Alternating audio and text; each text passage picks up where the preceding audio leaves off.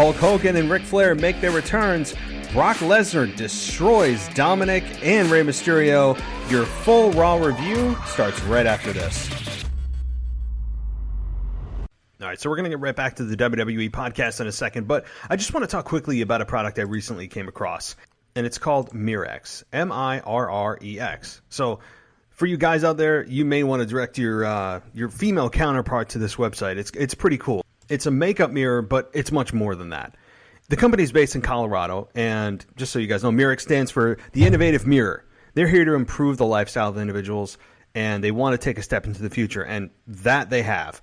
They have taken the makeup mirror and turned it into a smart makeup mirror. So what's this going to do? It's going to change the way that mirrors are used. There are 3 levels of LED light for those last-minute face checks, and you can even charge your phone wirelessly. It also has an attachment to take that really cool, well-lighted selfie. So you guys really got to check this out. This is really, I've never seen anything like this. It's Mirrex.store, M-I-R-R-E-X.store. That's M-I-R-R-E-X.store. This is definitely one of the coolest things that I've seen, and it would make a great gift. So check out Mirrex.store today. Welcome to the WWE Podcast, your place for the most passionate wrestling analysis on the web. Just turn Roman heel. What is WWE waiting for? When other wrestling podcasts put you to sleep, you can count on the WWE Podcast to keep you engaged and asking for more. I've been watching wrestling for over 20 years, and that was one of the best matches I've ever seen. This is unlike any other wrestling analysis. So without any further delay, let's get the show started right now. Welcome to the WWE Podcast on this very first day of October 2019. Thank you so much for joining me. It is October, and when the calendar flips to October, you think of a couple of things. Football. You think of fall. You think of cooler weather. And in this case, you think of, oh my God, how much wrestling do we have this week? Think about this, folks. We have, 5 events? I may be underdoing it here. We had Monday Night Raw last night, which this is what we'll get to. We have Smackdown on Friday. We have NXT and the debut of Dynamite with AEW on Wednesday. We have Hell in a Cell on Sunday. So that is, if you like wrestling, and this week isn't enough for you, I don't know what to tell you. This is one of the biggest weeks in professional wrestling history, hands down. There's just so much content this week, and we're going to do our best here at the WWE Podcast to keep you guys updated, informed, and fed with your analysis of wrestling craving. So we're going to get that going. I will tell you the NXT podcast is returning next week. So a bit of a delay, but we're back on track, back in the saddle next week with the NXT podcast. But the AEW podcast makes its debut Thursday with Zach Perez, and he will be discussing the very first episode of the show, which is going to be noteworthy to say the least. And I'm very excited to have him as part of the team. So if you want to get a taste of what the AEW product is about or hear his analysis, you'll be able to do that on Thursday when the episode is released. And on that same day, I also still do my review show of the entire week with my co-host. So it's going to be a double dose of this show and the NXT show, or the AEW. I'm going to get that mixed up. The AEW show on Thursday. So a lot to cover. It's going to get crazy around here. This show is going to be blowing up. And I hope you guys enjoy all the content and the new voices, not just hear my voice that apparently some of you said my voice puts you to sleep. And hey, listen, if I'm Bob Rossing you, I guess thank you, right? If you have no idea who Bob Ross is, YouTube him. I mean, if you were a 90s kid, you know who Bob Ross was. Look, I still sometimes listen to him if I want to fall asleep. He's got the most soothing voice in the history of humanity, and he's just an amazing painter beyond that. But I have no idea. I never thought I'd say the name Bob Ross on this show, but I did, and there you go. So before we get going, I have a couple of housekeeping things. As this show grows, we're going to be adding exclusive content to the Patreon feed. Right now, there is an ad-free experience on that feed. 100% ad-free. There's no ads whatsoever that you can check out there at patreon.com/WWE Podcast. Pretty easy to remember. And there's also videos that I'm beginning to put up a couple of times a week and maybe more. That's exclusive to Patreon, so head on over there, and I may be eventually putting some additional podcasts there that are exclusive to that feed as well. So check that out at patreon.com/WWE Podcast. I think you guys will enjoy it. And I recently put up a poll, too, that asked, hey, how can I make this better? And some of you said top 10s list. Some of you said more audio, exclusive audio, more video. Got across the board response. So expect more there. I will just say that. All right, well, today's show is all about Monday Night Raw. And, of course, things that go off the rails. That's just how this show goes. If you expect a complete, detailed, in-depth play-by-play, every corner and every nook and cranny of Monday Night Raw reviewed, well, this is not the show for you, because we talk about Monday Night Raw. Of course, it is centered around Monday Night Raw, and we get into the major topics of the show. We talk about Hogan and Flair at Crown Jewel that was announced this past Monday night. Brock Lesnar's attack on Rey Mysterio and Dominic, which I absolutely loved. A really dark part of me loved that. I'll just say that. And, what's wrong with you? I effing loved it, and I ain't apologizing for it. That is the Brock Lesnar I know and love, and I missed. I'll just say that.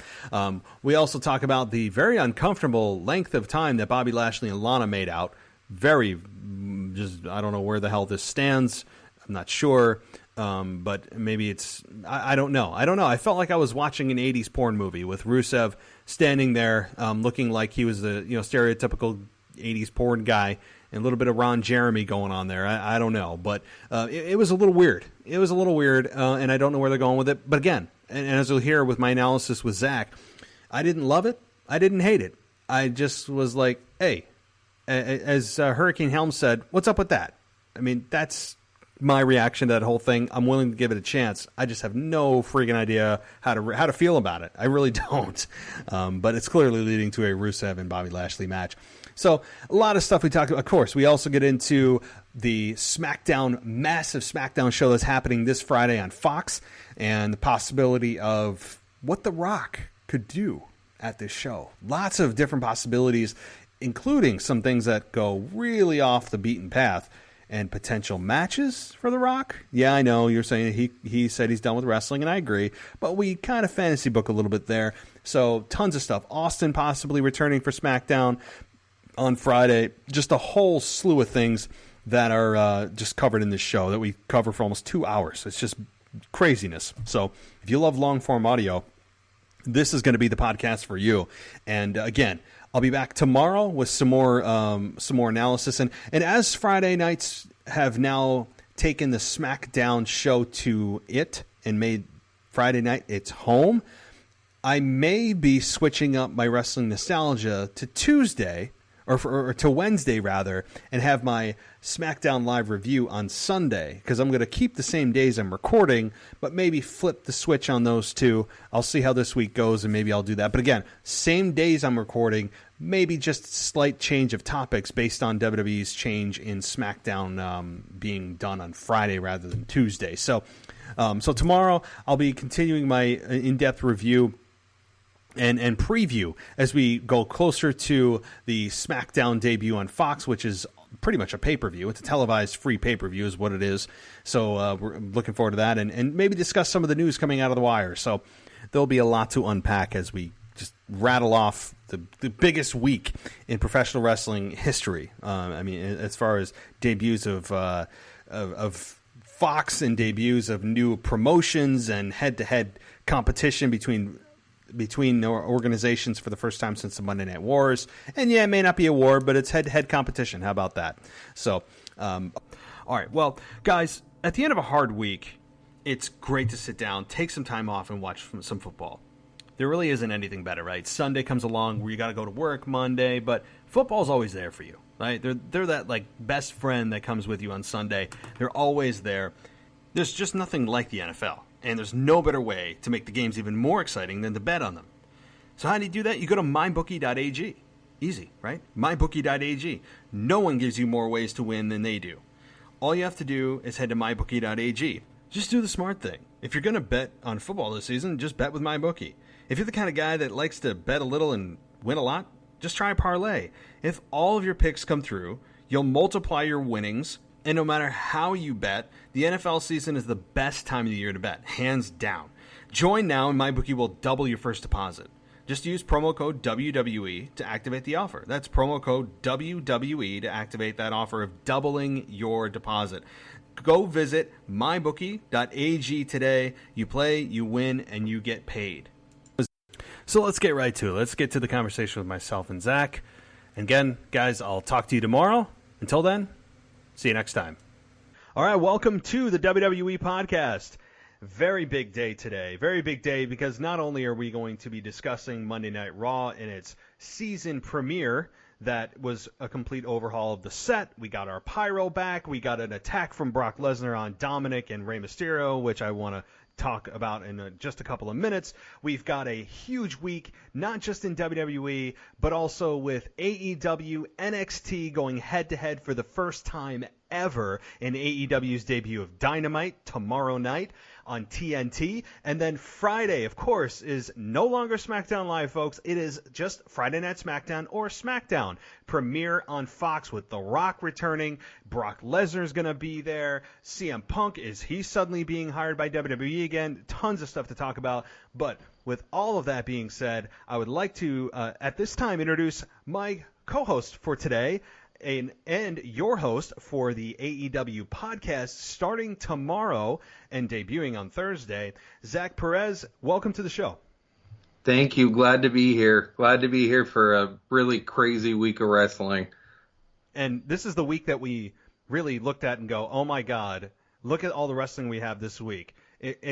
I think Thursday is the only day that we may not have wrestling. I'm pretty sure. I mean, Monday, Tuesday, Wednesday, obviously 2 shows Wednesday, Friday, Sunday, maybe Saturday. I can't think of anything happening Saturday. So it is 5 days of wrestling, and then Sunday, obviously, you got Hell in a Cell. So it's just a wacky week. So I honestly, I don't even know where to begin. I guess I just want to ask you, because this is probably the biggest story coming out of Monday Night Raw. Zach, what did you think of Brock Lesnar coming out and attacking Rey Mysterio and his son Dominic, which is really the story here, is not so much Rey Mysterio, but Dominic, and where the hell is this going with WWE? What's the end game here?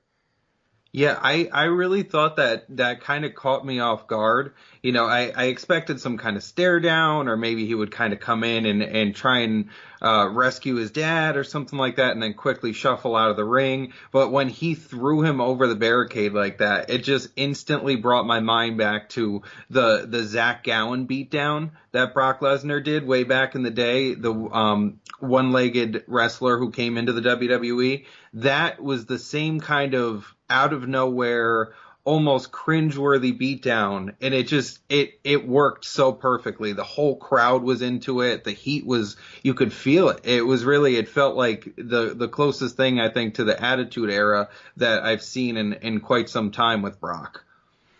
Yeah, it did. It was unexpected, and it was brutal.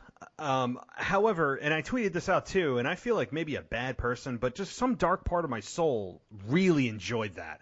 And I don't know why. I have no ill will towards Dominic and or Rey Mysterio, but to me, maybe I enjoyed it so much because Brock Lesnar is Brock Lesnar when he does that kind of stuff. And especially the heel Brock Lesnar, as you alluded to, a good analogy of Zach Gowen back in the early 2000s, of him beating down a one-legged wrestler at the time. And that was brutal to watch and still uncomfortable to watch. I remember he threw him down a set of stairs, too. And that is something that I think we've missed from the heel Brock Lesnar character, is a beatdown of somebody of much less stature and somebody that is almost... It's almost like a child size compared to him, and I don't think that this is going towards a Rey Mysterio Brock Lesnar match. I think that would be ill-advised. I don't believe that would be a good idea because there's really no competition there. You know that's not David versus Goliath. Like that's just a squash, and it should be because of the real size difference between the two. I understand that Rey Mysterio is the underdog, but I don't think that's the payoff here. I have my thoughts on where this is going, but before I give mine, I want to hear yours. Any ideas of where this could be going with Brock Lesnar and why he attacked those two?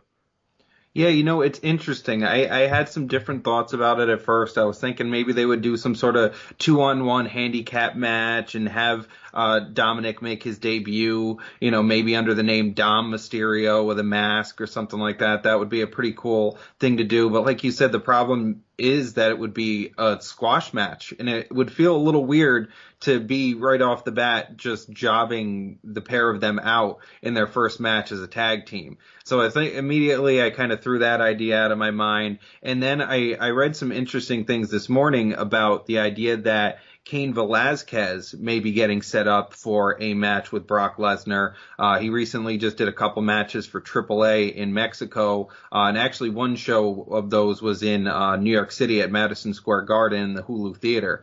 And so he ended up having some talks with WWE, and the idea is because he took his heavyweight belt in UFC, it would make for a really good Fox clash with the whole, real sports feel that they seem to be wanting to go for with it. So that was an interesting thought that I think maybe would make sense given they're both of Mexican heritage. They could very well do some sort of storyline like that where they introduce them as the ringer, so to speak. Absolutely. I mean, that would, you talk about ratings. I mean, that would be a ratings monster. The only thing I see with that is, like, what's the payoff outside of Cain Velasquez and Brock Lesnar going face to face? I mean, I don't think Cain Velasquez is at any point where he could actually compete on a professional wrestling level and have a good match with Brock Lesnar at this point. I don't know if they're there up to WWE standard of quality of matches. Maybe it's something they do down the line, and maybe Rey Mysterio and Dominic are the ones to introduce them and say, hey, look, we know that we can't beat you even as a team, but we have somebody that could. And maybe that's how they introduce Cain Velasquez, and there's some quick interaction or quick hits, and it's left there, and maybe it ends up at WrestleMania or something like that. My theory is, outside of that one, which I think is absolutely plausible, is that this is a setup for Brock Lesnar when he faces Kofi Kingston on Smackdown as a foil for Brock to somehow lose to Kofi Kingston, which we all know. I mean, I'm very clear on how I feel about Kofi Kingston as champion. I needed off him yesterday. And I think that if Kofi is to retain, this is a good way to have him retain, is to have Dominic and Rey Mysterio get their revenge and take away what Brock, holds dear and most to his heart, is championships and money, right? So maybe they're able to somehow cost Brock Lesnar that match. I mean, that's the only other thing that I can think of as a payoff for this beatdown. Yeah, and it's really interesting, too, because what you could do at that point, too, is maybe have, Brock Lesnar actually win in that situation, them try to get involved, and they actually end up making Kofi lose. That would be a very kind of ratings grab kind of moment to happen, where it would be an accidental screw job sort of situation. So I think that could be a very interesting direction to go, however they choose to do it, because it definitely seems to be like they're going to go with, in my opinion, Brock Lesnar with the belt for Fox because of the big name and the MMA background and everything like that. I just think that they're kind of going that way. But it would be a good way to maybe further that along and make it not on the premiere by doing something like that with Mysterio and Dominic. Yeah, definitely. I mean, I think it's universally believed that Brock Lesnar is probably going to be the one to walk out of SmackDown, Friday Night SmackDown, as the WWE champion. I think it's pretty well believed of that. What scares me is that when things are that well, quote, locked in by fans, Vince McMahon likes to always throw the curveball in and go, no, you guys think you know the outcome. Guess what I'm going to do? Just as how many times we thought Roman Reigns was going to defeat Brock Lesnar at WrestleMania, and it was just a foregone conclusion, and what did Vince McMahon do? He flipped the script. So could Vince McMahon do that because it's just so obvious that Brock would win here? Yeah, I think he could. But I don't think he should do it out of the fact of just doing it to to surprise fans, because I'm of the belief that don't surprise me just to surprise me if it's not the right thing to do. The right thing to do here is to crown Brock WWE champion. And rumor has it that WWE has signed him to more dates than he originally had on his contract. WWE certainly has the funds to do it. And if you're going to have Brock not be an absentee champion as he was with the Universal Championship, I think it's the right move and the move that they should make, and not just try to surprise us with the outcome.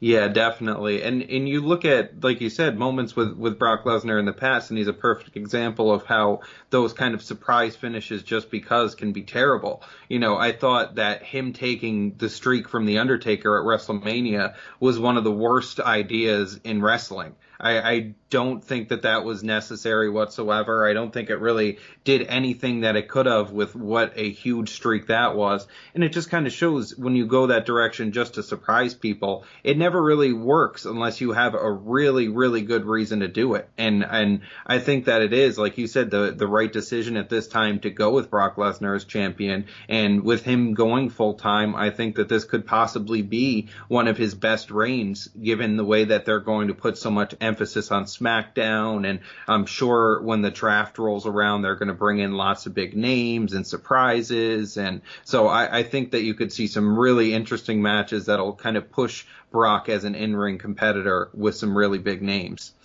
Definitely. There's a lot that they could do with Brock as champion. Number one, he has not been on SmackDown Live full-time in, 15 years. I don't think that they haven't had him in a televised match in 15 years, and that speaks volumes. And when we say full-time for Brock Lesnar is not full-time for, the typical wrestler on the roster of WWE. Full-time for Brock means I'm there on television every week. Full-time for the typical wrestler means I'm doing house shows, I'm doing appearances in addition to TV. So when we say full-time, we probably should specify that, hey, Brock Lesnar's on a alternate universe when it comes to contracts and so forth. Brock Lesnar has a slew of opponents he has not touched on with SmackDown Live. Now, the problem then becomes, is there anybody credible enough to actually face Brock Lesnar in a one-on-one situation that would be believable for him to be threatened of losing the championship? And the answer, I don't know. I don't see anybody on the roster. Maybe Samoa Joe could be a rematch, although he's a heel right now too, and Brock is a heel. So you'd have to have some strong baby faces, either maybe called up from NXT, or maybe somebody from the Raw roster if they're drafted to SmackDown that could face him as well. So there's some but there are matchups out there. I think that there are matchups that Brock could have outside of this program with Kofi, which will probably last a few months after Kofi gets his rematch and Brock retains. But there's some stories to tell. I'm glad that Brock is back on SmackDown, even though he hasn't been officially drafted. I think we all know that that's where he's going to eventually land. I do wish that he would grow his beard out. I liked when he came back. I know it's a small thing, but something like that can really make you feel fresh in the eyes of fans. Just grow your beard out, make yourself look a little bit different than you normally have, but I guess I'm nitpicking. No, I definitely agree with you there. I really liked when he returned like that. There's a running kind of internet joke about how bearded Brock is like the evolved form of Brock Lesnar, the penultimate. So I definitely think that it's something that could definitely be a good switch. Maybe if he leaves the razor down up until Friday night, we'll have a little something there to work with. But I definitely think that Brock Lesnar will be at his best on Friday Night SmackDown, and hopefully with the WWE Championship. And maybe they'll bring in some big names, like you said, to kind of shake up the idea that he might not have anybody quite on his level, especially when he grows the beard out, I'm sure. Well, that's a superpower. That's how you use, like, hulking up. So let's talk about some other things from Monday night. Of course, we'll get a little bit more into the Friday Night SmackDown coming up this week. Totally switching gears, but it's what closed Raw. And yes, The Fiend attacks Seth Rollins. There's not really too much to dive into there. It's just kind of another night on Raw for Seth Rollins, who is, wets his pants every time he hears the music and sees The Fiend. So maybe we'll touch on that soon too. But Lana and Bobby Lashley. Rusev is back. He's got his, 80s porn star look going on with his mustache. And we have Lana coming out as Bobby Lashley surprisingly returns after he was injured for months. introduces Lana very clumsily as he kept pointing back to the stage, and I don't know if WWE wasn't ready for Lana or Bobby was supposed to wait a little bit longer. The timing seemed a little clunky, but ultimately Lana did come out, and they start making out for an uncomfortable amount of time. You and I talked a little bit about this off the air, but what are your general thoughts on this? Yeah, it really just blew my mind that was the way that they chose to handle the entire ending of Raw. Like having Lana come out and return, okay, that makes sense given that Rusev just returned and they botched that miserably in my opinion as well. But that's a whole other thing. But now they bring Lana back for this weird one-off storyline that just kind of came out of nowhere, and they return Bobby Lashley a month ahead of schedule just to have him be a part of this as well. It just seems so strange, the directions they're going with the storylines, when they have so many tools at their disposal and they just choose to throw them in these weird romance angles for no apparent reason. And the fact that it's such a big week for wrestling, and they coined everything the premiere week, and they're saying, that they're putting a commitment on making this a strong week of wrestling. It was so weird that was the way that they chose to end it, and then they just tried to clean it up at the end with a little bit of the Fiend. Yeah, I mean, that's what they said. They're going to make a strong week of wrestling, and yet they choose the sports entertainment-y part of the wrestling to end the show for a go-home show for a Hell in a Cell pay-per-view. Yeah, it was a little weird. As I said to you a little bit off the air, I'm not really up or down on it because I don't know what the hell's going on. I mean, apparently they're still married, but again, you would have to have a really strong marriage in order to stand there and watch these two make out for a minute and a half and not actually wonder underneath, all the characters and all the storylines. Hey, do you wonder if she actually is feeling something here? Is there something actually that might go on? I mean, so if they're actually married, man, that's a lot of trust. That's a hell of an angle to pose. Now, again, maybe they are having marital problems in real life. Maybe they are actually split in real life. I have not heard. It's been kept under wraps pretty damn well, unless I just haven't been paying attention. But I'm not understanding it. Bobby Lashley is as interesting as watching paint dry. And, it kind of brings me back to also when Lana was with Dolph Ziggler on Smackdown and all that. And, I remember how weird that was. And she was dressing up in plaid and skimpy shorts, and they were making out. And Rusev was angry. And then that whole storyline just went by the wayside. And she was back with Rusev. I don't know where this ends up, obviously, with a match between Bobby Lashley and Rusev. That's fine, I guess. The fans organically gravitate towards Rusev. He's a likable guy. He's a naturally funny guy from not just character, but backstage. From everything I read and see, people love the guy. He's really, a very solid human being from everything I see. So people are going to clearly back Rusev here and go against Lashley, but I don't know what this is about. I have no idea. I don't know what to do with it other than after about 20 seconds, I'm like, are they still making out? Yeah, it really caught me off guard just how long it lasted for, too. And the botched introduction didn't help things, and the silence among the crowd, it felt like it hung forever. And to your point about the trust, I do believe, like you said, that they are really married. And I read an interesting tweet from a while back from Lance Storm, where he said that Randy Savage once told him he had one angle with his wife, and she wasn't his wife anymore. So that kind of speaks to how these type of relationships work when you bring them on screen. So, definitely take advice from Randy Savage when it comes to relationships and wrestling, because he's definitely quite experienced in that department. And it just doesn't make sense. You had the weird interview with Rusev earlier in the night where they said, where is Lana? And he just no-sold it, I guess you would say, in the interview, and just kind of moved on and was making it seem like he didn't want to talk about it, and it was just left at that. So that makes it even more strange because there's no threads, there's no leading to anything beyond, like you said, just Rusev versus Bobby Lashley for some reason. And now, why is Lana to have to be involved in that too? It just felt so strange to have these all come together in one storyline. I will give them credit for this small thing of having Maria Kanellis speak with, I don't know if it was Charlie or another one of the interviewers, saying, that Rusev is not the father of her child, even though it was heavily implied on SmackDown Live that it was. And then he attacked Mike Kanellis for absolutely no reason, and I guess returned as a heel, scrapping that storyline. But at least if they're scrapping it, and clearly they are, they have mentioned it on Raw to tie it in a knot and say goodbye to it. I mean, so I will give them that small bit of credit, even though that was a terrible way to reintroduce Rusev from the get-go. Yeah, I just don't understand what they don't see in how good Rusev is. It feels like him and Samoa Joe are kind of stuck in this zone where they entertain the crowd so easily, and it comes so naturally. Whatever position you place them in, anywhere on the card, they can work with it, and they can make people have that connection.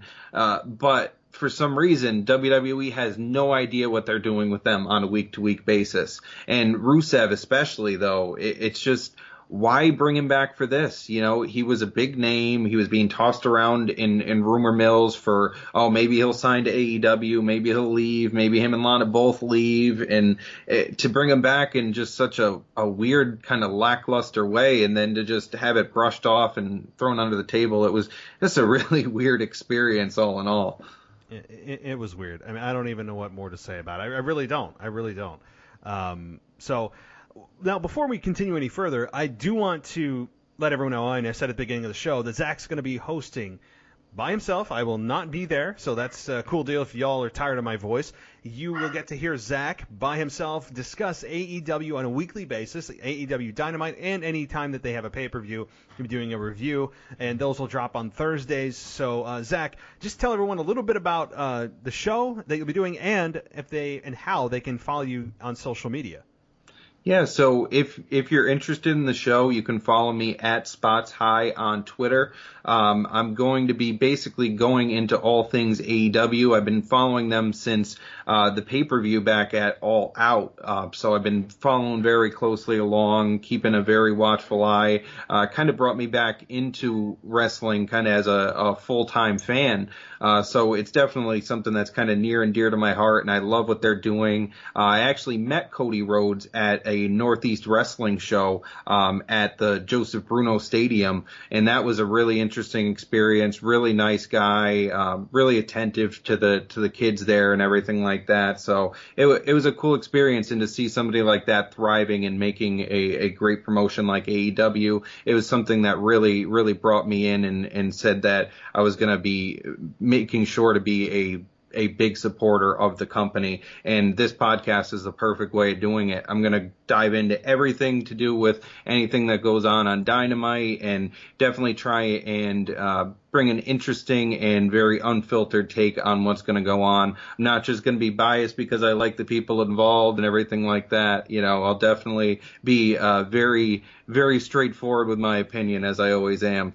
And that's just it. That's what we love about this whole WWE podcast umbrella is we don't have a dog in the fight, meaning we don't have somebody that we have to answer to at these companies. We just straight shoot. And I love WWE, you love WWE and AEW, but if we see something that can be improved, we spell it out. We say, hey, and we do it out of love. We don't just do it to bitch and moan like, a lot of shows do. We do it because, hey, we're passionate about this, and we know it could be a whole lot better, and that's why we do what we do.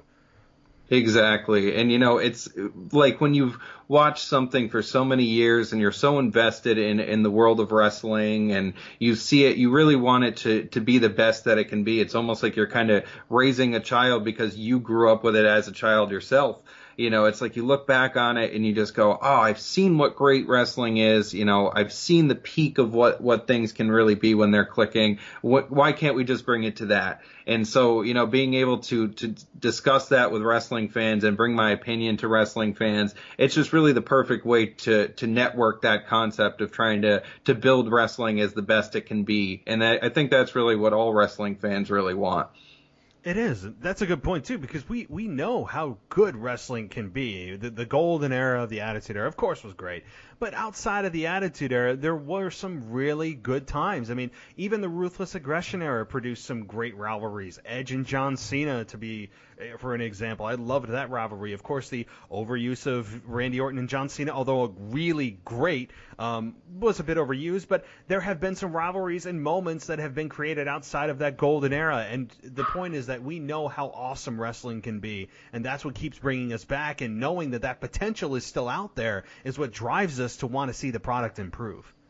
Definitely. And it's like looking through all the different companies that have come and gone. I was a big follower of TNA when they first started coming from weekly pay-per-view to television. I remember thinking that was the biggest deal in the world to me back then because I was following them and thinking that they were going to be this big promotion, basically what AEW is now. So I remember that, following that closely, seeing the wars with AJ Styles and Samoa Joe when they were still a little bit green, and then even going back further to watching ECW and trying to get my hands on any DVD I could at any garage sale or anything to watch whatever matches and pay-per-views I could. It's just, you find that love, and you know what you fall in love with the wrestling, and you know what to find, and you just kind of crave that and want to bring that out by voicing your opinion. And I think that's what's so great about wrestling is, in one way or another, if you're loud enough, it does end up getting heard.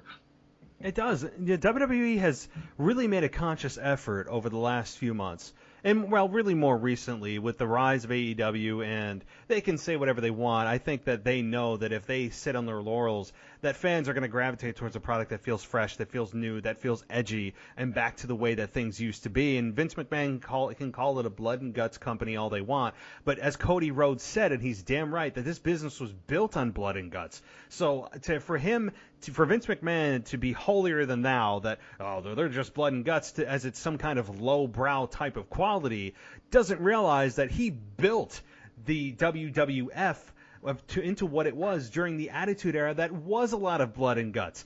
And so that is not any kind of argument or any kind of shot at AEW at all. This is something that I'm glad that there's a product out there that's not PG. When you're looking for a product like AEW that has occasional swearing or maybe a little sexuality, I don't need a ton of that in wrestling, but some of the more violent but safe type of wrestling, the edgy product that many of us have craved since the PG era began in 2008, I think is going to gravitate a lot of those fans that maybe have gone away from WWE since they went super soft back to a product that may be bringing them back to their childhood or whatever it may be. Yeah, and it's so interesting because you can look at all the different movements that have happened in wrestling. There's always been the hardcore wrestling fan, the hardcore fan, whatever you want to call them, mark, all different names, but basically all the same thing, of the person who is craving something different beyond the mainstream. It's almost like it's a weirdly, everybody kind of does crave something different from everything that WWE is doing, because there's just so many different aspects to what makes a wrestling program successful. It's successful to different segments, and that's the beauty of trying to get it right. It's like a science experiment, so piecing everything together. But because of that, it's basically like this forbidden thing to be this hardcore wrestling fan segment who craves something outside of the WWE. And I think that at StarCast, CM Punk really made an interesting point and said, don't let the promotions divide you, and basically you can watch all the wrestling that's out there. And that's so true. You don't have to just pigeonhole yourself in and say, if I'm not a fan of this or I'm not a fan of that I'm this forbidden wrestling fan, because we all do have that aspect in us of, if I could fantasy book, I would change this, or I would put a feud together between these two for the WWE Championship. So I think that's a healthy part of wrestling, and it should be more embraced than it is demonized. Look, just because I watch WWE doesn't mean I'm not going to watch AEW. The fact that I may not watch AEW or NXT is only because of the fact that I don't have time. I've got so many other things going on. I produce 4 shows a week, personal life, full-time job. I just simply don't have the time. It's not because I don't want to watch it. And, like you just said, you don't have to be a single part of just one of those promotions. Like, as CM Punk said at StarCast, I saw some of that interview. He said that, the real winners here are going to be the fans. It's true. we don't have to just pick one. You can watch them all, and that's the beauty of it. So I want to touch a little bit on a little bit more on Monday Night Raw, and then get into the big show coming up on Friday for Smackdown, which I think is pay-per-view quality in terms of how much they're promoting it and the stars that are going to be there, the matches that are there, and rightfully so. This is the biggest TV deal WWE's had in their history. So, but before we do that, I want to ask you about a couple other things from Monday Night Raw. I mean, we touched on the major things, but having the tag team champions Bobby Roode and Ziggler face Heavy Machinery for the tag team titles, and Bobby Roode and Ziggler win. Now, I don't think that the Heavy Machinery is at the point where they should win the tag team championships. I'm fine with them in chase mode for a very long time. I don't need them to shoot to the top. I could go up until next year until I see them as champions. And I'm honestly enjoying Bobby Roode and Ziggler. They both have a direction now instead of just having Ziggler getting speared 800 times by Goldberg or having him lose time after time after time to Kofi Kingston or whatever it may be. Ziggler's always the butt of the joke and having him scream on every promo.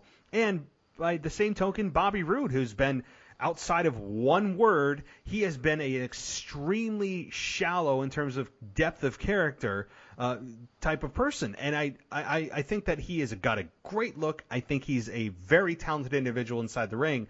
But outside of his just one word, he's extremely shallow character-wise. So having these two team up, they need each other, and I think they've done a very good job of playing off each other and legitimizing themselves as champions. And I'm fine with them having a really long run with the belts. I think that it's an interesting setup that they did kind of get put together, and they've worked so well being placed together kind of at a seemingly random, like somebody was just looking at the roster and closed their eyes and pointed. But, now that they've come together, they really have had a good chemistry and they've worked really well together. But, I think that, like you said, Robert Roode, Bobby Roode, whatever they want to call him now, I think that he has a really good future as a singles competitor in the company. And what I would think that would be a really interesting way to play this is, because they kind of came together so quickly, use this title run as a very quick means to get them over, maybe get them looking really strong, go up against, maybe get tested by a couple of the tag teams in that division you're more willing to invest in, maybe have the Street Profits come in and have a matchup with them or something like that, and maybe push them to the limits. But ultimately, I think it would be a great idea to have Robert Roode and Dolph Ziggler get split with the WWE draft and basically leave, maybe have just Robert Roode get drafted so that Dolph Ziggler is left there alone with two title belts and having to vacate and kind of stuck in this, why is it me? Why is it always, me who gets the crap end of the stick, So I think that would be an interesting way to get them both over and to kind of maybe put a mean streak into Ziggler and make him even more angry about the way that he's been wronged by the company and things like that. Ziggler has been a guy that has been the start-stop master of WWE, where you think he's finally going to get pushed, and then they pull back, pushed, and then pull back. He's in the main event, and then he loses and loses and loses, and then loses again.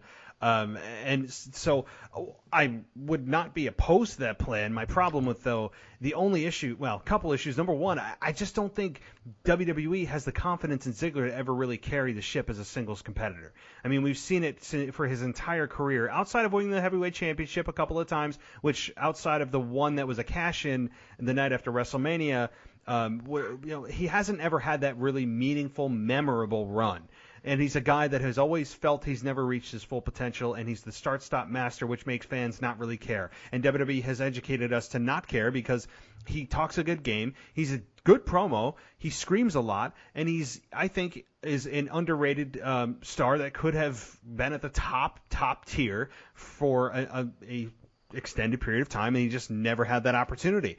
But the thing is, the tag team depth is also pretty shallow at this point, for at least legitimate tag teams that could compete for a championship. And if you have two tag team championships, to split a team up that has a lot of credibility and 15, 20 years of experience between the two of them, you may want to think twice, only because of the tag team depth. Now, Vince McMahon has been really well known to not value tag team wrestling as much as, say Triple H does, or maybe, somebody else at management level values tag team wrestling. So there's also that. But I just think that right now Ziggler has a home as a tag team competitor that he has never really had before outside of being part of the Spirit Squad. He hasn't really had that tag team partner to define himself. So if they're going to split, I don't know if I'd do it yet, because they just got the belts. They seem to be gelling, and they have momentum behind them. Yeah, I can definitely agree with that as well. I definitely think that Dolph Ziggler tends to get lost in the shuffle very quickly, forgotten about. It's almost like you said, he is start and stop master. He just kind of begins a storyline and then it's gone before you know it, and it's like if you blink, you missed it. And I don't seem to understand why they don't see the value that they have with him. But there is some rumors I heard a while back about how he did want to exit from the company and go back to maybe doing his comedy gig and things like that, easing out of wrestling. And I think that he was not allowed to do so. So that could kind of play a part with the way that he's been treated. And maybe now he's kind of accepting it, and that's why they're bringing him back into the mix. But it definitely is a good spot for him, and I think he would get easily lost. So it's definitely interesting to see how they'll book it and how easily they legitimize this team, because it is a little shallow to run through the teams and things like that, and you don't want to start doing the Viking Raiders game and just having them run through jobbers every week. God, please no. I'm willing to give the Viking Raiders a shot here. I mean, I'm not going to downplay their long-term viability, but they give a lot of bad vibes to me in terms of the Ascension and just the abomination that was the Ascension. And maybe that's because I'm associating and assimilating them as, the Ascension Part 2, and I don't want to do that. I'm willing to give the Viking Raiders time here to evolve, and they beat Gallows and Anderson this week on Monday Night Raw. So there's that, and I know they went from the Viking Raiders to, I think, the Vikings to the Viking Experience, but now that's the name of their finish. So it took a little time to even get the name down right. So I'm fine with them right now, with the Viking Raiders. I know we're transitioning here to the Viking Raiders, but yeah, I'm fine with it. And WWE needs tag teams to be viable, to have credibility, to feel like they could be actually contenders for a championship. The Viking Raiders are nowhere near that. Gallows and Anderson have been there and probably should have still stayed there. Of course, if I were fantasy booking. And now we have Ziggler and we have Robert Roode, which I think is a very credible team that could have long-standing power. But so that's just my quick take on the Raw side of the tag team division. Yeah, it's very interesting to see how they'll try and shape things with the WWE draft. I feel like that's a really looming presence on a lot of what's happening right now, with the move to Fox coming on Friday with Smackdown. I think you'll really see that kind of transition to being the A show now. And so because of that, it'll be interesting to see how it shapes the landscape going forward. Do they rely more heavily on tag teams on SmackDown with Vince's history? Probably not. So maybe Raw becomes the sort of haven of where you can see some good tag team wrestling in the WWE. We've seen in the past where these trends have kind of ebbed and flowed and made SmackDown feel a little different than Raw, and them have different elements, like when the Cruiserweight division was resurrected at one point.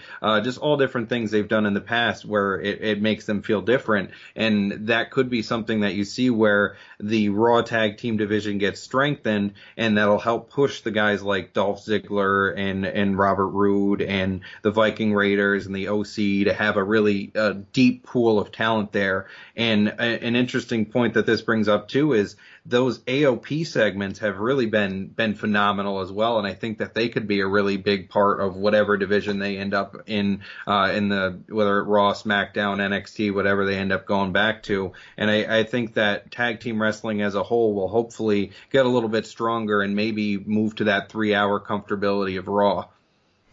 I'm glad you brought up AOP, because they are a forgotten team until they have their promo every week. And I actually look forward to it. They remind me a lot of, if you guys have seen Breaking Bad, the twins that were part of the cartel. They remind me a lot of that. And if you have no idea what I'm talking about, then this analogy makes no sense. But they remind me a lot of that. And they were two of my favorite characters of the show in one of the most successful shows ever. Beside the point, they have the presence of killers. And of course, this is professional wrestling, but they look like they could kill you and not care. And that's what I love about this team. They have a presence that you had no idea was there until they started cutting these promos. And they are more over now, and people know who they are more now and are, I guess, scared to some extent or impacted emotionally in some way, whether you have an opinion about them now is my point. That is what matters, that you care one way or the other about this team now. You now have an identity for this team that you didn't have before with these sit-down interviews, talking about how they like to inflict pain and nobody's man enough to stand up to them. I'm loving these backstage skits. What about you? Yeah, it's just been such a highlight every week, and I noticed that they did repeat it the one week from both Raw and SmackDown, and normally when that happens, I would just, stop paying attention for a little bit, look away, wait till that finished up. But because I was so captivated by it, I watched it a second time through. And that made me realize that I really don't do that much unless it's things like the Firefly Funhouse. So the fact that gave me that kind of reaction really spoke to me and made me go, if they just handled more teams like this, it would be such a stronger division because they have so many talented teams across all the brands. You look down at NXT and they almost have too many tag teams. So it's something that could very easily be done. And I think that the Viking Raiders, unfortunately, are kind of the opposite of the AOP in this sense, where their gimmick is killing them. Their in-ring performances might be spectacular, in some cases, but it's just not going to run home when you're trying to give this Viking gimmick. And, thankfully now Michael Cole isn't the one is saying that join the raid at the beginning of them coming out, because Lord knows that didn't help anything either. But now that we have that removed, I think that Viking Raiders are a perfect example of how to get things wrong with the tag team, and AOP is the perfect example of how to get things right and really make them feel like a presence before they even re-debut, I should say. Yeah, and that's what's happening right now. Like, AOP is getting a second chance at life. It's like a grand reopening for a store is exactly what AOP is getting a chance to do here. And I would argue that they're more over than the Viking Raiders, and the Viking Raiders have been on Raw for weeks now, just kind of squashing people, but we have no idea who they are. They kind of look a little hokey with some of the things they wear, and it's very gimmicky. And there's not a lot of substance, whereas AOP is not so much gimmicky, but there's a lot of substance there. We know who they are. They're telling us their mission, what they enjoy doing, inflicting pain, their presence, the way they carry themselves and speak, and the way they look at the camera, just kind of dead-eyed, no emotion, makes you feel something, and much more than the Viking Raiders have. And Viking Raiders are, again, they're more flashy, and they're more of the entertainment-y part of the sports entertainment genre, which I'm not always a fan of. It can be good, but I think if the Viking Raiders had context and you knew who they were, people would care more. But listen to the crowd reaction. It's like 0 to next to 0 when the Viking Raiders come out. But why should they react? We know nothing about them. And if you didn't watch NXT, then you especially have no clue about the Viking Raiders. So I think that that's another point. But one other thing that I wanted to touch on Monday Night Raw before we get to SmackDown with you is Sasha Banks and Becky Lynch and this whole feud, which my quick take, and I'll throw it to you, is that I think it hasn't gotten the attention that it probably should have, and it hasn't really reached its peak, and I don't honestly even think it's deserving of the cell. To me, and I've said this week after week, the Hell in a Cell is reserved for feuds and programs that are a blow-off, where it's maybe the third match of this program, and they've had, each one has gotten a victory, and this is the rubber match. Doesn't always have to follow that formula, but this should never be the very first match of a program. Well, this is actually the second, but it should never be at the beginning of the program where it doesn't feel like it's the crescendo. It doesn't feel like it's deserving of the cell. They just, we had Sasha come back and she attacked Becky with a chair, but after that, Sasha was not allowed to basically speak after that. And we didn't hear from her until last Monday night on Raw, which I think really did damage to her momentum when she came back. She was white hot coming back. She was getting booed hot as a heel, and that was awesome. And that was, Sasha coming back with, just blazing. And then she just stopped speaking, and it was just her in tag matches with Bayley, and it's like, okay, well, we need to hear more from you, and we got a little bit of that from Monday night. But me personally, I'm looking forward to the match. I just don't think it's deserving of hallowed ground that is Hell in a Cell.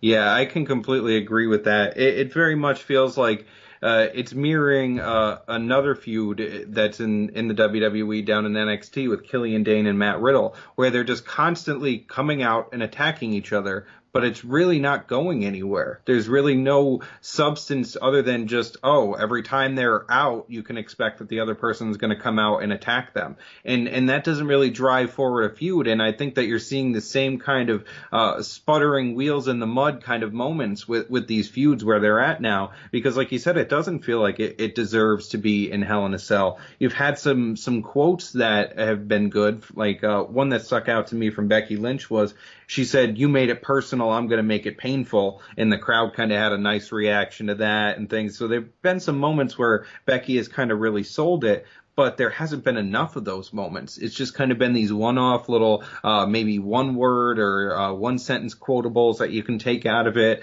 but neither one really has much of a presence as to why they're feuding with each other other than just simple attacks.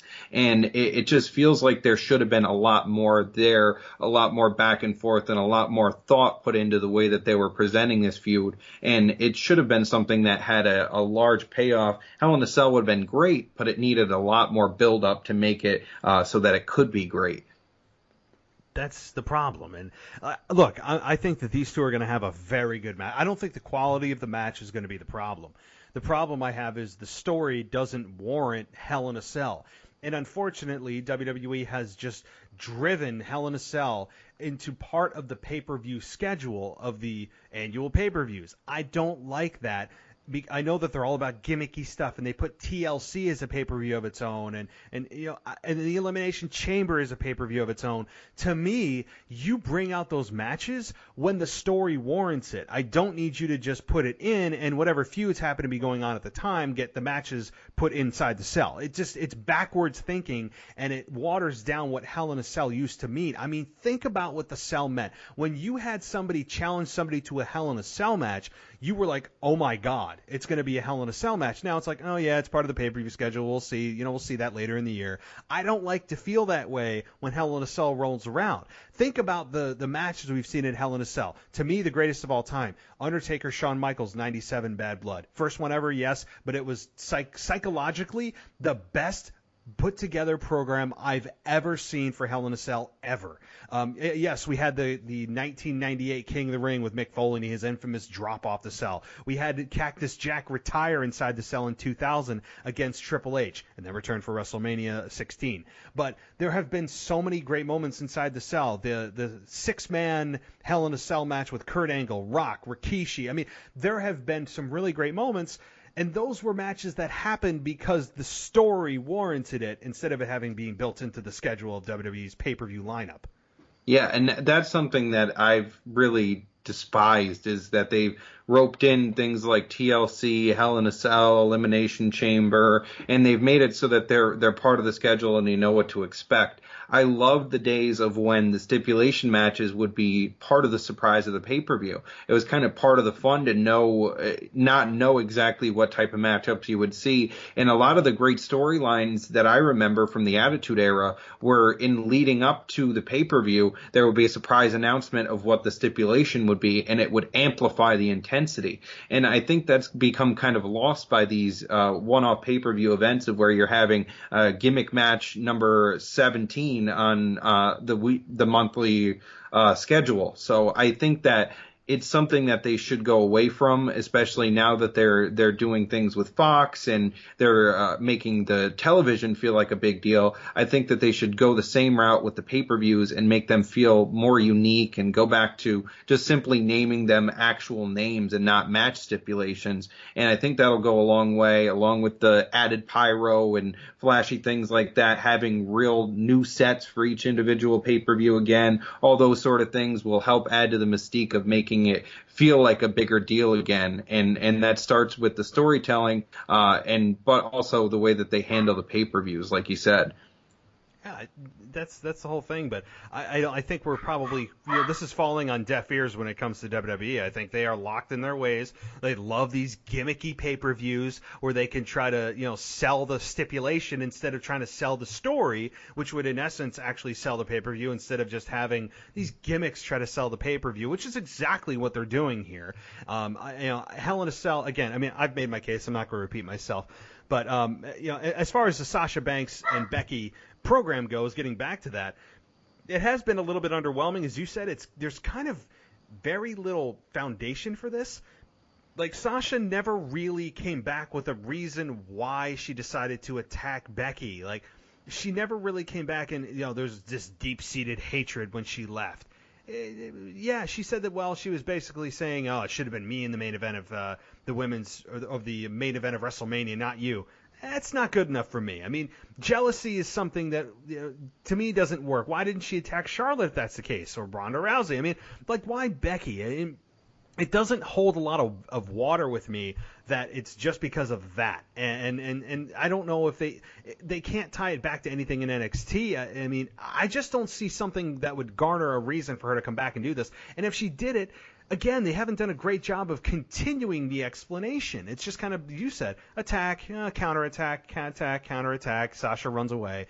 There's no substance to this, and maybe it's not, it could be solved or at least helped greatly by a sit-down promo with these two, or some kind of crazy video package that somebody could tie, somehow dig through the files of these two in the annals of time through NXT and whatever, that they could pull something from, and instead it's kind of a shallow feud. Two amazing talents, don't get me wrong, amazing talents, and the match is going to be great, but the story is weak. Yeah, it definitely is. And I think that they could have done so much more, especially because it feels like they're just trying to force this to lead to an eventual four horsewomen matchup in some way, shape, or form, whether it be with them as a team or going 2 versus 2. So I think that it's just, they could have done a lot more in setting that up. They had Bayley as a face before Sasha returned. They could have done a double cross thing where they, all were happy and friendly and everything like that. And then Bayley and Sasha turn and become the heels and double turn with Charlotte Flair and make her a face again. There were just so many different options they could have went that would have better utilized the history that they all have together with NXT and coming up together and starting this women's revolution. It's just something that could have been approached in such a better manner and fleshed out and made a bigger deal. And instead, it just feels like they're rushing things along to try and just satisfy the audience and get that match to us. And it's not always about getting the match that we want. It's also about building to that match properly so that it feels like the big deal that it is that we've always wanted. Having this big match feel is a big part of it. And this buildup has just been a little confusing with how much talent is involved. Right. I think that's a good point, is that this is not a match that we would say, we don't want to see that. I'm sure if you had polled people before Sasha returned and said, imagine if Sasha returns as a heel and attacks Becky Lynch and we get the match. And we would, all of us, 9 out of 10, would probably say, hell yes, I want to see that. The problem has been, and I'm sure creatively that this has clearly been the case, is that there hasn't ever been a true reason why Sasha attacked her, and especially following up with that on a weekly basis. It's just kind of like they were in a boardroom going, well, Sasha's coming back, we need a strong heel, let's have her turn on Becky. well, what's the story? Well, I don't know. Just have them keep attacking each other for a couple of weeks and build to the Hell in a Cell. I mean, that's honestly what we've gotten. So I really don't believe that there has been any true conversation or long-term reasoning and continuity for telling a story that would make complete sense for Sasha to be doing this. Again, I'm not complaining that this match is happening. I think it's going to be great. I'm just a little bit weary of the reasons why it's happening. And maybe if this match it happened a month from now and we had another month to get to Hell in a Cell, I wouldn't be saying this and we'd get more of a story. But it's almost as if they get to Raw and they each get handed their scripts of what they're doing that night. And it's just kind of like, well, Sasha, you're going to attack Becky this week, and Becky, you're going to attack Sasha next week, and say a couple of cute words, but again, there's no substance. There's nothing you can really sink your teeth into and go, oh, that's effing awesome. Like, that's why this is happening. It's just kind of like, well, I attacked you, so now we're going to have a match in Hell in a Cell. Again, I think we've made our point. The storyline just doesn't hold a lot of ground. I think what's keeping this match interesting and the people that are interested in this match wanting to see it is the name value, the talent that these two have, and yes, it's inside Hell in a Cell, which is always interesting, especially when you have women involved for that match. So moving on to the Smackdown show. Smackdown on Fox, the pay-per-view that's not a pay-per-view, this Friday. And this show, might as well be, keeps getting bigger. The Rock has just announced on his Twitter yesterday that he is going to be there live in person in LA. What are your thoughts, just specifically? We'll get to a lot of the other stuff that is going on with that show. What are your thoughts on The Rock being there? What are his potential roles? With The Rock being my favorite wrestler of all time, that was immediately what I was hoping for when they had this big debut on Fox, that they would manage to bring in The Rock in some capacity or form. Honestly, at this point, I don't care what way they bring him back, but I would really hope to see him in the ring one more time. I think that would be a huge welcome surprise. I don't think anybody's really expecting that, but it would definitely be something that would make me, as a longtime fan, just absolutely pop and lose my mind. So I think that would definitely be a great route to go. But even just having him come on and maybe be like a master of ceremonies, I mean, really, the name Smackdown comes from his character. I mean, I don't think there's any arguing that brand was kind of made with the kind of Rockmania in mind at the time. So I definitely think that it's a perfect fit. And I did see something on Twitter that suggested that Stone Cold Steve Austin is going to be there as well. I would absolutely love to see them face off once more. I know that recently Austin had said on his podcast that he physically does have one more match in him. And as much as I tried not to approach that territory of the one more matches, because it usually doesn't end well, I think that would be the one more match that everybody would want to see and everybody would think would be welcome. Yeah, I mean, now see, I'm trying not to go there too, because it's like, getting hyped up for Christmas. I mean, you're trying not to get hyped up for it, trying not to get hyped up for it or whatever. I don't. Again, I'm going to go with my brain. My brain says that will not happen with Austin as far as having that one more match. As far as The Rock's role, I think it's probably going to be what we think. And he will hit somebody with a people's elbow and a rock bottom, say his lines, and ride off into the sunset and go back to his trailer in Hollywood. Whatever. Then that's fine. I love The Rock too. Rock was my number 2. Austin was always my number 1. And having The Rock there, you could do a couple of things. You could have, if you remember, the very first edition of SmackDown, the main event of that SmackDown was The Rock versus Triple H for the WWF Championship, with Shawn Michaels as the referee, who ended up screwing him, hitting him with Sweet Chin Music, and then costing him the match. So maybe they do some kind of throwback to that of having these three in the ring. Maybe you have Triple H and Shawn out there, and then The Rock's music hits, and we get a reminder of The Rock reminds them of what they did to him 20 years ago. I mean, there is a way maybe to do that. I don't know if that's how they'll go, but it's a way they could reintroduce The Rock. And show the footage, and The Rock could say, hey, you two jabronis remember this, and he could point to the Titantron and pull that up. I mean, I remember that very vividly. I was so pissed at Michaels at the time. But so they could do that. They could just do the backstage shtick. I think the fans would be pretty annoyed that if he doesn't come on in ring, and I would be too. If you're going to have The Rock there, my God, make the most of it. He's there less than Brock Lesnar is. He's there less than Austin is. He's so far removed from wrestling now that anytime he's there, you need to maximize the time that Dwayne Johnson is in that ring. So he's going to probably hit a rock bottom of people's elbow on somebody. Do I think anything's going to result in a final match for The Rock? No, I don't, and for two reasons. Number one, I don't think that The Rock, and he's made it very public recently, not just in years past, but recently, this past year, said he is completely done with wrestling from a in-match and in-ring perspective, and I do believe him. But number two, I don't know who he would even have if of course, had that one more match with. Do I think it would be Austin? No, I don't, because they left their program at the peak that it could possibly be, and I don't think it would reach the quality that we all remember that program being at. It would just be a letdown for fans, a letdown for Austin, a letdown for Rock. I don't think you want to go there. As awesome as that feud was, I don't think you want to go with a fourth match between these two. You just don't. And could the only again, this is reaching way out there, and I know people are probably thinking the same thing. There has never been that rematch with Rock and Brock, and I have been advocating for that since the Brock beat him at SummerSlam 2002. I have been advocating for that forever, and I think that could be a match that, if The Rock ever returned, could be a perfect match. And those two are going to be on the same show at the same time. So, I don't know. A lot there. What do you think?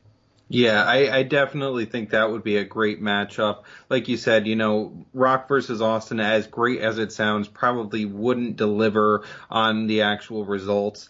It's definitely something great to think about, and I wouldn't say no to it if it was put in front of me, but at the same time, I know that I would probably get a kind of Goldberg versus Undertaker in Saudi Arabia kind of feel out of it. So you never want to have that kind of feeling. And I think Austin really left his career in the best case by not doing that. And I think that if The Rock does come back in a big way, I think it would be really great to use him maybe in some sort of capacity because, like you said, with him having main evented the first Smackdown, I remember that very well. It was such a huge event. When that first debuted, I think it was on UPN, if I remember correctly, at the time. And that was just such a great experience, and having him be such a big focal point in that, it would be great to see him do something maybe with Triple H and Shawn Michaels to renew that again. But I think that it'd be nice to maybe try and get him to at least stick around for most of the night if they can't get him to stick around for a couple of appearances, because I think that having that big name would really help with the ratings at the beginning, being on Fox. And if they can just get him in some sort of role where he's maybe helping out on commentary or making some decisions, maybe they put him in charge of Smackdown, something like that, I think that would be a really good use of resources. But I'm sure there's not enough money in the world to keep The Rock around for more than one night at this point. No, there's not. And maybe that's exactly how they start the show off. I mean, look, when they have Austin and they do the Raw 25th anniversary, which I was actually in the Barclays Center for, and I lost my mind. Or they did the Raw reunion just a month or so ago. Like, they had Austin open the show. And so if you have that, you're going to want to make the biggest impact, biggest impression you possibly can with the biggest star you have on the biggest debut WWE's ever had on any TV network ever. And what better way to start it than with The Rock, the guy that started it all with the name of the show. The Dwayne Johnson coming out there. People are going to go crazy. Fox is going to wet their pants. Everybody's going to love the fact that The Rock is back there. And it's going to grab eyeballs immediately. You can't start it off with a match. I am not advocating for every show to start off with a 20-minute promo. I think you feel the same way. It's not always the best formula because it's very predictable. So for them to jump right into a wrestling match here probably is, this time they probably shouldn't. They need The Rock, I think, right off the bat. Have him come out, and then maybe Triple H and Shawn Michaels follow, or whatever they have planned for that segment with The Rock. That should happen right at the beginning of the show to start it off hot, start it off right, and get people losing their minds. Yeah, and I definitely agree with that because I think that they've seen great results with that with Austin the times that you've mentioned on Raw. And it just came to my mind while I was thinking of that, we usually expect them to be done after that, after the first thing. So what a great way to do a callback to that first episode of SmackDown and have The Rock come out and be the special guest referee and screw over Brock for the title and set up that match. That would definitely be some fantasy booking that I would absolutely love to watch, and I could see it being some mastermind kind of plan that WWE could put together. Oh, see, yeah, this is dangerous territory now because now I'm starting to think of all the possibilities. And ultimately, when we start doing these fantasy booking, it's always WWE doing what you probably expect them to do. And as you said, with a big name like this and a guy that probably isn't going to have another match, right, it's probably first segment and done. And maybe maybe a little bit of backstage stuff and some funny lines that The Rock does and some throwback nostalgia, and I'm cool with that too. But the big segment, the chunk of what he's there for, is going to be at the very beginning of the show where it's 10, 15 minutes, and it'll probably be done after that. But absolutely, like if I was fantasy booking, yes, that's exactly how I would set up Rock Brock. There's not going to be any more eyeballs on your product than on Friday on Fox. There's just not. It's just the nature of the television business. I don't care how big of a show you have, American Horror Story, Breaking Bad, you name the biggest shows in history, and the premiere episode, the debut episode, is always gotten the highest ratings. Maybe the finale could contend, but there's always a drop-off in eyeballs after the first. So this is WWE's one and only shot to make that show the biggest it possibly can be, and maybe they can write enough zeros on a check to get The Rock to agree. I have my doubts. Yeah, I definitely think that it's tough at this point to get him for anything more than a 10-minute segment on SmackDown, let alone a full-on wrestling storyline program with Brock. But, like you said, getting into that dangerous territory of fantasy booking, because a lot of times it does come back to logic, and that's just the logistics of it, that it's really hard to sign The Rock to a long-term deal like that, anything beyond just the one-off appearances. But I definitely think that SmackDown is going to be getting so many eyeballs on it for the premiere, and I don't expect a finale anytime soon unless things go really horribly. So I think, like you said, it is a time where they're going to have to really contend for the viewership to stay beyond this point, as much of it as they can keep. So I think that trying their hardest, especially with competition being established with AEW this week as well, I think it's really a point that they need to make some big splashes and kind of blow our minds a little bit with the surprises that they have in store. I think there are going to be some surprises. I do. I mean, yes, I heard the Austin rumor. And whether he shows up or not, like I'm a huge Austin fan. I just don't know what his role would be. I mean, when you think of SmackDown, The Rock still comes to mind. I mean, that's just the phrase he coined. There'll probably be some surprise debuts. Maybe even Undertaker has a quick entrance or whatever it may be. I think it's an all hands on deck situation. And you know what? If I was in control of WWE, it absolutely would be. I totally agree with whatever and however many zeros they have to write on checks to get legends to come back just for that night. And I'm on board for that. And in addition to that, not just focus on the legends, because the legends are viewed in the eyes of fans as well. It's a fun, cool nostalgia act. I remember, cheering for so-and-so when I was a kid, and it's still cool to see them on my screen at 30 years old or whatever, how old you are. But at the same time, it needs to be focused on the talent that's there and is going to be there next week. It's not necessarily just about the legends that are there on Friday. They're more of kind of a one-off to get eyeballs on the product and all that kind of stuff and make Fox happy and spike the ratings. But it's who's going to be there the next week, right? And yes, we have the draft coming up the following week, so that is going to be where the real chips fall. And so, in other words, I want the storylines to also be progressed as we continue here. Now, there may not be a whole lot because there's going to be the reset button hit the next week, but the focus shouldn't just be on the legends. It needs to be a lot on the existing stars that are going to be there on the weeks and months to come. Yeah, and I think that's a big point that was lost on some of the previous kind of experiments that they did. I think Raw Reunion was a bit of a tester pilot kind of idea of what they wanted to present with this premiere on Fox with SmackDown. So I think that they need to learn some lessons from that sort of experience where, we didn't need to see DX beating up the OC and Seth Rollins looking on like he was a proud child, watching his dad beat somebody up at a softball game. It's just, it wasn't something that we needed, and it didn't progress any of the future stars. And that's really the whole point. If you look back throughout history, it's always been passing of the torch moments that are career defining for a large majority of wrestlers, those matches that send people off, the retirement matches, all those sort of things. When you use them right, they can really be launching pads for making big stars. You look at Steve Austin, it was Jake the Snake Roberts who he whooped at King of the Ring to start the 316 movement. And it's just those kind of moments where you use people who may be downtrending in their career, or in the case of people like they've been bringing in more recently, are well beyond their career, or at least should be in some of the cases. I think that you really need to establish stars by using them properly and not just shoving them into weird programs where you have Seth Rollins getting to say suck it, and it's just those kind of things that don't really progress anybody, and nobody really gets furthered. Like you said, it scratches the nostalgia itch and makes you go, oh, I'm glad to see them again. But other than that, it doesn't really have any staying power beyond just that one moment.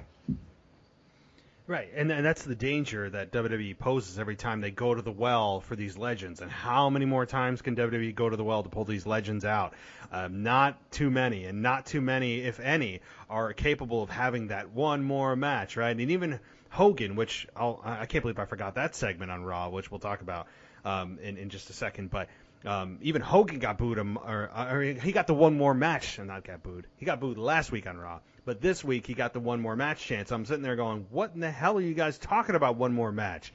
Do you really want to see Hulk Hogan in one more match?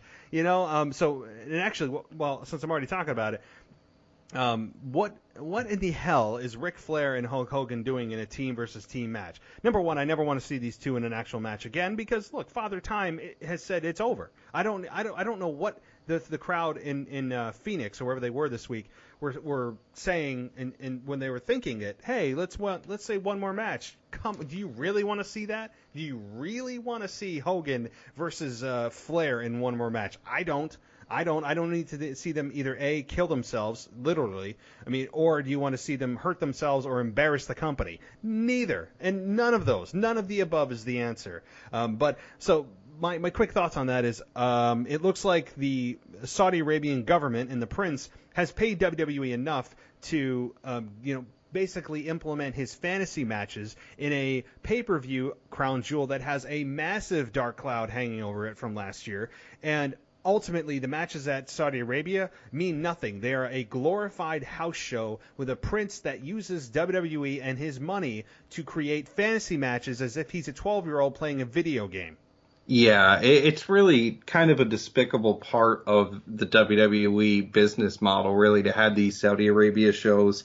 And it's just, there was a moment where they mentioned Crown Jewel, and the crowd just had an audible disapproval, and it kind of put an air over things because you could tell they thought that something was going to materialize that night. And thank God it wasn't Flair versus Hogan, going up against each other, a combined 136 years on this earth. Nobody needs to see that. It's not a clash of the elderly on Raw. So that was a terrible idea to even kind of throw that out and give the crowd hope that could even be a possibility. But another interesting point to this whole weird team dynamic is I saw that Impact Wrestling actually posted on their Twitter account that they have already done this. They did Team Flair versus Team Hogan at Lethal Lockdown, I think back when they were still TNA at the time. So it's kind of funny that we've hit this weird circle of life with these Saudi Arabia shows that they're getting so crazy that they're taking the crazy ideas TNA had that didn't work, that were so crazy they nearly bankrupt them, and because they have so much money to do it, they're doing over in Saudi Arabia. So it's almost like they're doing the TNA experiment in Saudi Arabia using their ideas. It's sad. I mean, I don't think WWE can get out from underneath this contract with Saudi Arabia fast enough. And from everything that I've heard and seen, again, I haven't seen the contract itself, but from everything I've heard consistently is that this was a 10-show deal. And what that means is, if my math is correct, that we've had, 3 shows in Saudi Arabia? So this would be number 4. So we have 7 shows to go. And so if people don't like Saudi Arabia, well, you better, strap yourself in, because we've got 7 more shows of Saudi Arabia, like it or not. And people can call it blood money from last year and all that kind of stuff. It was a awful set of circumstances for WWE to be in, but they're a company, and they have to contractually hold up their end of the bargain. No matter what side of the aisle you fall on in that whole controversy, and I'm going to protest the show by not watching it, ultimately, WWE had nothing to do with that. They have a contract that they cannot and should not. Honestly, they shouldn't be the ones to breach that contract. And, again, this is a very controversial topic, but focusing on the product, the wrestling here, I think, this is just a match that you just go, where the hell did this come from? You just go, what is this? I mean, what's on the line? Nothing. Okay, well, why am I on Team Hogan? Why am I on Team Flair? I don't know. I mean, what are the stipulations? What's at stake? Nothing. That's ultimately it. Nothing. Other than it's a gimmick match that you have 2 of the biggest names in the history of wrestling, no questions about that, who are the coaches, and very well placed. They shouldn't be nothing more than just cheerleaders on the sidelines, who are there, who are really the stars of the show, and then what do? I mean, I don't know the purpose of this match. Tell me. Yeah, it really does, just like you said, feel like the Prince playing a video game with the real-life talent. And I saw something today, I think it was on Facebook, where Hulk Hogan was teasing the Hogan versus Team Flair gimmick for Saudi Arabia already. And he was saying that he has one more leg drop left in him. And I'm just like, why here? Why there is that the place that we're bringing these matches together? If anything, shouldn't these one-off crazy matches feel special and not be in Saudi Arabia where all this controversy is? Like you said, I don't know the specifics of the contract. If they do have 7 shows remaining, then maybe they can try and get out, as many as possible, as quickly as possible, and do some sort of maybe 2-night events, or even try and get away with maybe doing a tour where they get as many of those shows knocked out as once as they will allow them to do at once. I just think that it's just having these legends come back for this just feels even more wrong, because it's like we're being wronged of those moments being special just so they can go to Saudi Arabia and put on a quick nobody cares about it after that show kind of performance. And it's just so sad to see that be the way that these legendary talents are being used as a cast off.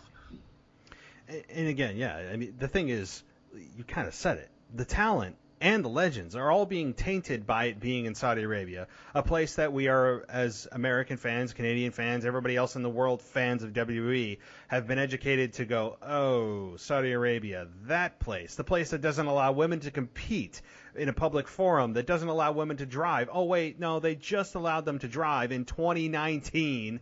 I mean, this is a place that has suppressed women for centuries and are only now basically producing laws that equate them to human beings. It's just a terrible place for women to be, and I know WWE wants to be that perfect, or to be that company that is the first ever to allow women to compete in a public forum. I'm sure that they are on the phone with the Saudi Arabian government and officials that may be there to try to convince them to be the first ones to allow a women's match, the very first ever. They love first evers. First evers is like that should be the slogan on the side of the building in Stamford, Connecticut. They love that. They love the history-making stuff.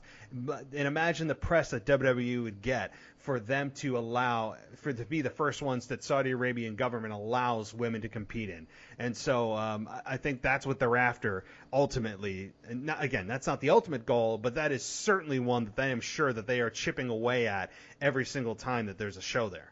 Yeah, I mean, you saw those rumors come through the last time that they were there, and it definitely feels like that's part of the goal here. It's definitely, I think, a shot in the foot that they didn't anticipate, where they thought that they were going to be able to paint this Saudi Arabia deal as, bringing a beacon of hope to this area that has long been deprived of a lot of the Western standards that we know. So I think that, looking at that, I think that ultimately they just wanted to present Saudi Arabia as a good PR move. And so the way to recover that is by going through and trying to get the first women's match there. And will it work? I really don't think it will. I think it's just so far broken, the whole relationship with Saudi Arabia, and they're so blind to the fact that people don't like it and that they don't agree with it. And, I'm sure they're aware of it, but it's almost like they're not willing to fully commit to accepting that. And so they're kind of brushing it off by still trying to make it a grand PR move and look like this company that's willing to do all these progressive things and do as many firsts as possible, like you said, but it's just not coming across that way. And it just hits the eye, it hits the ear, it hits everything all the wrong way. And it just does not come across as something that feels like it's a motivational story that you'll read in the paper on a Sunday. No, but it doesn't. But and the thing that really rubbed me the wrong way too was when they did, I think it wasn't this past time, it was the event before Crown Jewel where they had this promotional video that was run. It was basically a propaganda video for the Saudi Arabian government and how, look what they're doing for the women and all this kind of stuff. And, we can get our licenses now. I don't know, a whole bunch. It was basically a propaganda video that was produced by WWE, I'm sure as part of the agreement with the Saudi Arabian government to portray the fact that, or the perception, I should say, a much more important word, the perception that the Saudi Arabian government is more has really progressed in their laws and their standards and their culture of, look what we're doing. Let's use the WWE platform to spread our propaganda to what the Western world thinks we are. Whether it's true or not, I don't know. Again, this whole idea that Saudi Arabia is progressing in all these areas is based on the fact that WWE ran one promotional video of them a couple of pay-per-views ago in Saudi Arabia. So there's not a whole lot of evidence beyond that to support it, other than, hey, last time at Crown Jewel, the American journalist got chopped up into a bunch of pieces, and the Prince had something to do with it. It just was a terrible, terrible PR day for WWE. But they're back, and they're back with Saudi Arabia, and I don't think they're going anywhere. But one last thing I wanted to touch on with Smackdown with you is Kevin Owens and Shane McMahon is now a ladder match at Smackdown and not at Hell in a Cell. What do you think about this? Yeah, I think that this is finally going to be the end of this feud. Finally, they're going to bring it together in a satisfactory manner. I really wish they would have done this back at SummerSlam with an I Quit match and kind of send it off that way. But I think that this will be the kind of death of the current iteration of Shane McMahon.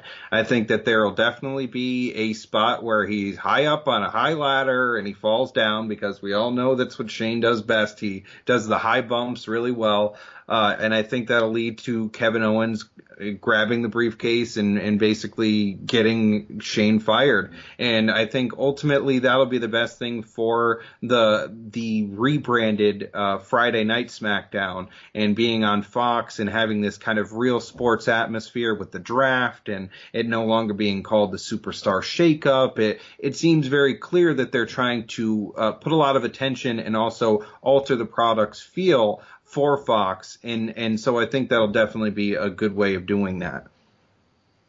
Yeah, there is just no way in any scenario, in any universe, in any world that Kevin Owens can lose this match. I just don't see it, because if he go down that road, that if Kevin Owens loses, let's take a ride down that terrible road, there is no good outcome. There's nothing good that can come of that, because then what you have is a feud that they said is ended that just continues, because Kevin Owens can't just be gone from WWE, right? And you can't have Shane McMahon continuing to rule. One of the biggest complaints of SmackDown Live is what Kevin Owens verbalized a couple of months ago when his, quote, face turn began, is the fact that Shane McMahon is taking up all this TV time, and the superstars that deserve it are not getting it because Shane McMahon is the one who's hogging it and shouldn't be. And so to me, this is the only outcome that WWE, I don't care if it's predictable. I think fans are ready for this to be over, and it's the right move for Shane McMahon to lose and for Kevin Owens to prevail and go into a meaningful program with an actual wrestler. I don't need Shane McMahon to be out there pretending that we are supposed to all believe he can go toe-to-toe with AJ Styles, go toe-to-toe with The Undertaker, go toe-to-toe with Kevin Owens, and so on. I could go down the list of guys that he has no business being in there with, and has no business, and the WWE creative has no business making us feel like we're stupid enough to believe that Shane McMahon can go toe-to-toe with any of these actual world-class athletes in WWE. So I'm ready for this to be over. Kevin Owens needs to just deliver a stunner, maybe a couple stunners, go up, get the briefcase, call it a night, and we move on from this forever. Yeah, it's so interesting because I think the moments that stick out in my mind the best of Shane McMahon in a wrestling ring, at least the top moment that comes to mind right off the bat is SummerSlam 2000, the hardcore title match he had against Steve Blackman, where he was kind of running scared for a large majority of it because he was terrified of the fact that he had to actually compete against a strong wrestler like Steve Blackman. And the kendo stick fall off, it all felt like it was like somebody who shouldn't have been there who got put in harm's way, and it made a lot of sense. And now that they've made Shane McMahon go toe-to-toe with people like Kevin Owens and The Undertaker and Roman Reigns, it just doesn't feel the same. And I think it's kind of broken his character, and not in the Matt Hardy kind of way. It's just so convoluted, and it doesn't work to have him basically play the role of GM and also be a legitimate wrestling threat for no real reason. So I think that it should definitely end up that way, but I do also have a counterpoint as well, where I think there is one outcome where it would be okay if Kevin Owens took the loss, and that's if they did the old loophole from the firing situation and found something like bringing him over to NXT, as a supplemental role to bring some big name value into that, and say basically he was hired to NXT. A little bit of a weird loophole, knowing that NXT is, of course, a WWE brand, but it's something they could approach, and it would at least feel okay. It's nowhere near what I want to happen, but that's the only way that I could justify it if it were to happen. And please don't let it happen. Yeah, I mean, like we're all just collectively praying that this does not happen. Yeah, that could be the one out, but I don't know what purpose it would serve for Kevin Owens, who, I mean, let's face it, NXT is a great brand. They are a legitimate third brand and could compete at some point in the next few years for ratings of Raw or SmackDown. I really believe they came from nothing and have made themselves into a great third brand. But the thing is, they are still the third brand. So for Kevin Owens to take that demotion, although it would make NXT feel that much more legitimate by having an established star that's been Universal Champion, that has really made a name for himself, to go back to NXT, you couldn't take it anything other than a demotion for Kevin Owens. And so I just don't see any way around this outcome. This has to be the biggest slam dunk of the night, of Kevin Owens winning and just putting an end to the Shane McMahon nonsense. But to that point, too, I really don't think WWE is going to stick with their stipulation of having Kevin Owens or Shane McMahon gone from WWE. I mean, how many times have we seen stipulations not be upheld in WWE's storylines throughout the years? I mean, I could go chapter and verse of how many times that they have not upheld their stipulations. So even though Shane McMahon is gone, is he really gone? Yeah, I don't think so. Yeah, there'll definitely be a return at some point. I mean, anytime you look at how many times Vince McMahon has put his own face on television, and you can definitely expect a lot more of that with his son going forward. I'm sure even when he does finally reach the grave, I'm sure you'll still see Shane McMahon's face on television, maybe even more at that point. But basically, it's something that'll definitely come back, and he'll have a role again at some point. But I think, like you said, with the way that he's come across now, and he's kind of been broken by the idea of wrestling all these legitimate competitors and trying to mirror him as both a strong man alongside being a general manager, weasel kind of character, it just hasn't worked. And I think some time off will really make him coming back feel like a special deal, and maybe have him go into a stipulation match when he comes back and do another high spot if he's up to it by whenever they bring him back. And, just do it so that it's refreshing when he comes back, as to feeling like it's just the same old thing when we see him every week. Yep, it's just time for a change. As Owen Hart once said, enough is enough, it's time for a change. That's all that this is, so I'm ready. So, Zach, is there anything that we didn't touch on before we wrap things up here? No, I don't think that there's anything much that we didn't cover. A little bit of everything all across the board tonight, right? That's just the way that these conversations go, but I think that's the best way to do it. So, yeah, but before we go, obviously, let everyone know again when they can hear you and where they can find you on social media. Absolutely. So starting tomorrow night, AEW Dynamite will mark the beginning of the AEW podcast. So I'll be recording it on Wednesday nights, kind of the immediate reaction after that. And if you want to follow me along the way, kind of as I tweet about everything that I'm seeing as well, you can follow me at Spots High. I'm always very active when I'm watching the show, of trying to pay attention and live react my thoughts. So the AEW podcast will definitely be a similar extension of that, where I'm definitely going to have those kind of instant knee-jerk reactions to everything that I see, and let you know how things are as I perceive them, and let you know exactly how I feel each and every Wednesday. Well, I'm looking forward to it. I know it's going to be a great addition to this WWE podcast umbrella, if you will. And I know that having AEW as part of this show, even though this is the WWE podcast, it seems kind of like a little bit like, well, wait, it's WWE, how's it AEW? Well, it's all pro wrestling. We all love pro wrestling. If you can't just say, hell with WWE. WWE is the biggest player in the game. AEW is the newest player in the game. I think it just makes sense. So I think it's going to be an awesome addition. I'm looking forward to hearing what you have to say, because I'm sure that you're going to get me trying to find time to watch AEW, because I would love to find time again. It's just a time deal. So I'm looking forward to it. I know that you'll do a great job, and you can catch that every single Thursday here on the WWE podcast. So I'm looking forward to that, and I know that it's going to be a hell of a lot of fun, because just talking about what you love, there's nothing better than that.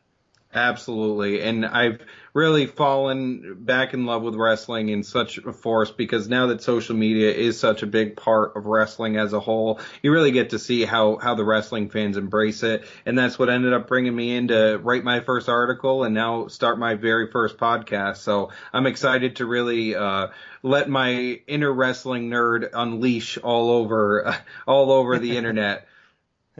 Yeah, that's exactly what we are. But look, like, the thing is, when you find a fellow wrestling fan, it's a conversation you could have for forever. The conversations don't stop, and and when people who aren't fans, they just don't get it. It's hard to explain to people why wrestling's so damn awesome. But when you have a fan that is as passionate as you don't have to explain why it's awesome. You just know why it's awesome, and you could just talk for hours. So, Zach, it's been awesome having you on the show. I'm looking forward to hearing your official debut episode of the Dynamite review for AEW. That's tomorrow night, and Thursday everyone will be able to hear your show. So I'm looking forward to it. Everybody definitely follow him on social media as well, and it's been a pleasure. We'll definitely have to bring you back on. Absolutely. Yep. There's never enough wrestling to be watched. So as much as my time will hate me for it, I'm going to try and squeeze in as much as possible. And I'm sure I'll be watching WWE each week right along AEW. So we'll definitely have a lot more long conversations ahead of us talking about that for sure. Absolutely, and maybe I can make a appearance on the NXT podcast at some point if I, educate myself enough to intelligently talk about AEW. So I'm sure we'll have a ton of interaction down the line, and it's been fun tonight, and I'm looking forward to your debut show. Again, everybody, Thursday night will be the very first inaugural show of the NXT podcast. So, Zach, thanks so much for coming on tonight. Absolutely. Thank you very much for having me, and I'm looking forward to starting this crazy wrestling journey. Strap in. That's all I got to say. So, Zach, thanks so much, and we'll be in touch. Absolutely. Have a good night. Yeah, you too. Bye.